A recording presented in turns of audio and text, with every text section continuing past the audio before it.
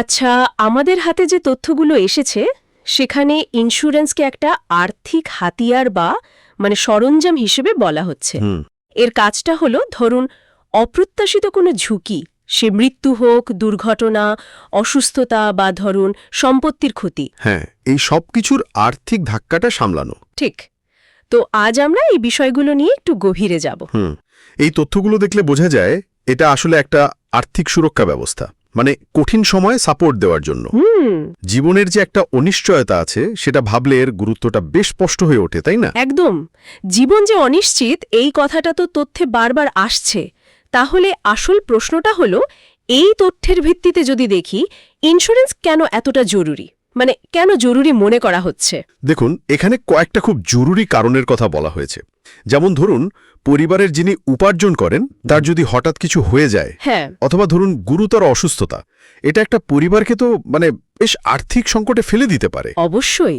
তো ইন্স্যুরেন্স এই সময় পরিবারের নিরাপত্তাটা বজায় রাখতে আর ওই ব্যক্তির আর্থিক স্বাধীনতাটাও ধরে রাখতে সাহায্য করতে পারে। তথ্যটা অন্তত সেটাই বলছে। তার মানে এটা শুধু বিপদ থেকে বাঁচা নয়, বরং একটা ভালো আর্থিক পরিকল্পনা আর আর মানসিক শান্তিরও অংশ। এটা তো বেশ গুরুত্বপূর্ণ একটা দিক। ঠিক তাই। আচ্ছা, এই যে বিভিন্ন প্রয়োজনের কথা আসছে, এগুলো মেটানোর জন্য কি কোনো নির্দিষ্ট স্পেসিফিক প্ল্যানের কথা বলা হয়েছে এই তথ্যে? হ্যাঁ, বলা হয়েছে তো। বেশ কয়েক ধরনের প্ল্যানের কথাই উল্লেখ আছে।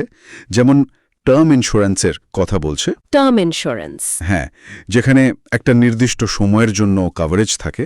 সাধারণত প্রিমিয়ামটা কম হয়, কিন্তু কভারেজ বেশ ভালো পাওয়া যেতে পারে। আচ্ছা। আবার ধরুন হেলথ ইন্স্যুরেন্স আছে। ওটা তো বুঝতেই পারছেন, চিকিৎসার খরচের জন্য হঠাৎ দরকার পড়লে খুব কাজে দেয়। আজকাল তো এটা খুব দরকারি। অবশ্যই। এছাড়া সন্তানের ভবিষ্যতের কথা ভেবে চাইল্ড প্ল্যান বা ধরুন অবসরের পর জীবনের জন্য রিটায়ারমেন্ট প্ল্যান, এগুলোর কথা উল্লেখ করা হয়েছে। ও আচ্ছা। বোঝাই যাচ্ছে জীবনের বিভিন্ন স্টেজের জন্য, বিভিন্ন প্রয়োজনের জন্য আলাদা আলাদা ব্যবস্থার কথা ভাবা হয়েছে। তাহলে তো অনেক অপশন। কিন্তু শুধু প্ল্যান থাকলেই তো হবে না। নিজের জন্য সঠিক পলিসি কোনটা সেটা বেছে নেওয়াটাও তো একটা বড় কাজ। ঠিক। এই তথ্যে কি এই পুরো প্রক্রিয়াটা নিয়ে কিছু বলা আছে? যেমন ধরুন কাগজপত্র রেডি করা বা দরকারের সময় ক্লেম পাওয়া। হ্যাঁ, অবশ্যই আছে। সঠিক পলিসি বেছে নেওয়া থেকে শুরু করে ধরুন কাগজপত্র ঠিকঠাক রাখা, এমনকি ক্লেমের টাকা পেতে সাহায্য করা, এইগুলোও কিন্তু তথ্যের অংশ। এখানে যেমন নওয়াজিশ জামির কথা বলা হয়েছে এসবিআই লাইফ ইন্স্যুরেন্স অ্যাডভাইজার হিসেবে। আচ্ছা। বা ধরুন ইনভেস্টশোরের মতো সংস্থার কথাও এসছে, যারা এই পুরো ব্যাপারটায় সাহায্য করার কথা বলছে। তার শুধু পলিসি বিক্রি নয়, পরেও সাপোর্ট দেওয়া। হ্যাঁ, অনেকটা তাই। যেমন ধরুন পলিসিটা যাতে মাঝপথে বন্ধ না হয়ে যায়, ল্যাপস না করে, সেদিকেও খেয়াল রাখার মতো পরিষেবার একটা ইঙ্গিত তো আছে। বেশ ভালো তো। তাহলে এত আলোচনার পর আমরা যদি মূল ব্যাপারটা ধরতে চাই, কি মনে হচ্ছে?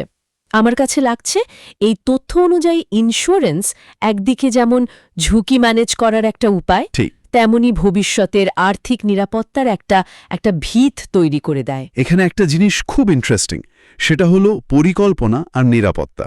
এ দুটো কিভাবে দেখুন একটার সাথে আরেকটা জুড়ে আছে। তথ্যটা যেন এটাই বোঝাতে চাইছে যে একটা ভালো পরিকল্পনা আসলে ভবিষ্যতের নিরাপত্তাকেই আরও মজবুত করে। হ্যাঁ, ওদের যে একটা কথার উল্লেখ আছে, নিরাপত্তাও পরিকল্পনাও। ঠিক ওই ট্যাগলাইনটা, ওটাও তো এই ভাবনাটাই তুলে ধরে। আলোচনার শেষে একটা প্রশ্ন মনে আসছে, যেটা হয়তো শ্রোতারাও ভাবতে পারেন। বলুন। আজকের এই আলোচনার ভিত্তিতে একজন ব্যক্তি তার নিজের জীবনের ঝুঁকিগুলো বুঝে তার জন্য সবচেয়ে ভালো সুরক্ষা পরিকল্পনা কোনটা হবে সেটা কিভাবে বেছে নিতে পারে, এটা নিয়ে মনে হয় আরও ভাবার অবকাশ আছে, তাই না? অবশ্যই। এটা একটা খুব গুরুত্বপূর্ণ প্রশ্ন।